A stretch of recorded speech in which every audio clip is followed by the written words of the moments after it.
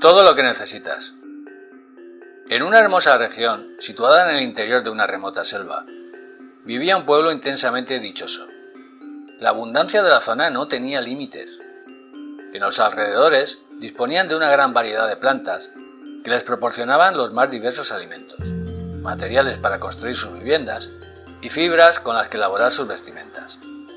A escasos metros del poblado discurría un río de aguas limpias y cristalinas, con las que saciaban su sed y se refrescaban en los días calurosos.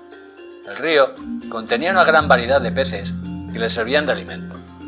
Durante el día trabajaban en el campo cultivando la tierra, fértil y generosa. Por la noche se reunían todos alrededor de una gran hoguera para bailar, contar historias o simplemente disfrutar tumbados sobre la hierba, contemplando el cielo iluminado por el brillo de las innumerables estrellas. En ese maravilloso lugar todo se compartía. A nadie se le cerraba la puerta. Los niños jugaban sin peligro y todos vivían en paz y armonía. Los ancianos contaban emocionantes historias de dioses y monstruos, que todos escuchaban extasiados. No se podía ser más feliz.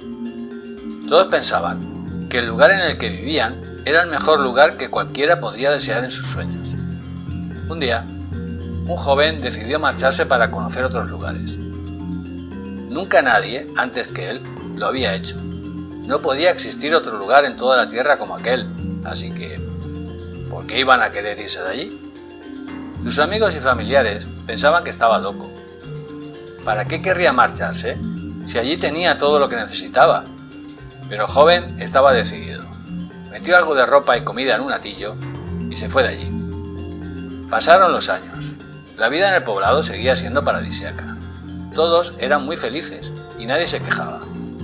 Los niños se lanzaban al río desde los árboles y seguían divirtiéndose creando todo tipo de juegos. Los mayores seguían cultivando la bendita tierra que les daba todo el alimento que necesitaban. Por la noche seguían danzando alrededor del fuego y todos seguían escuchando fascinados las apasionantes historias mitológicas que narraban los ancianos. Todos se preguntaban qué habría sido de su amigo. Estaban seguros de que pronto volvería, porque no podía haber en ninguna parte un lugar tan maravilloso como el lugar donde vivían, y sin duda lo estaría echando mucho de menos. Un día, el joven que se había marchado regresó al poblado. Aunque solo había estado fuera pocos años, su aspecto era muy diferente.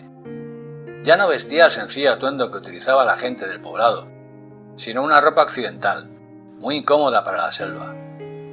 Contó que ahora vivía en la ciudad, que allí todo es muy diferente.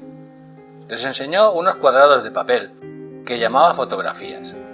En ellas se veían calles asfaltadas en vez de caminos de tierra, gigantescos edificios en vez de las sencillas casas del poblado, y gentes que iban a sus trabajos a toda prisa.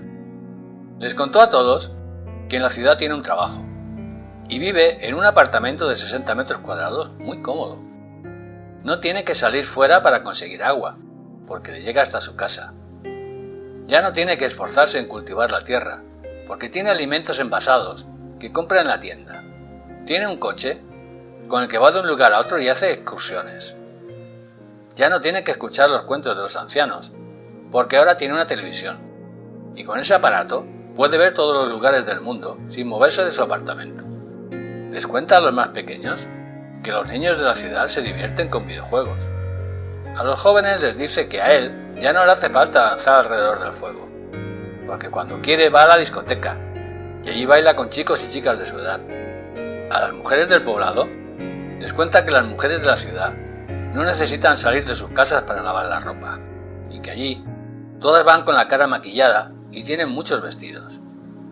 A los hombres les cuenta que en la ciudad todos trabajan para conseguir dinero, y con el dinero pueden comprar muchas cosas.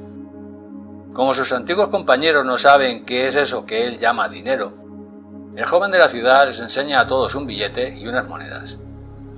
El joven también trae regalos, muñecas y coches de juguete para los niños, vestidos y trajes para los mayores.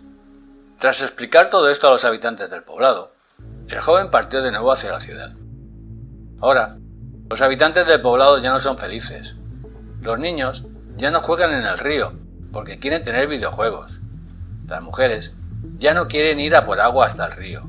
No es que el agua del río ahora esté sucia, ni mucho menos.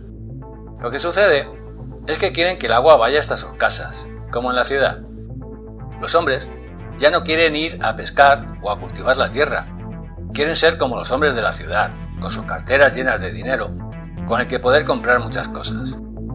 Ya nadie quiere escuchar a los ancianos. Quieren tener una televisión, con muchos canales, para verlo todo sin moverse, como en la ciudad. Ya no son felices y quieren emigrar. La naturaleza les da todo lo que necesitan. Sin embargo, eso ya no les basta. Nada es bueno o malo en sí mismo. Todo depende del uso que se le dé. Las nuevas tecnologías deberían estar a nuestro servicio para ayudarnos en nuestro día a día.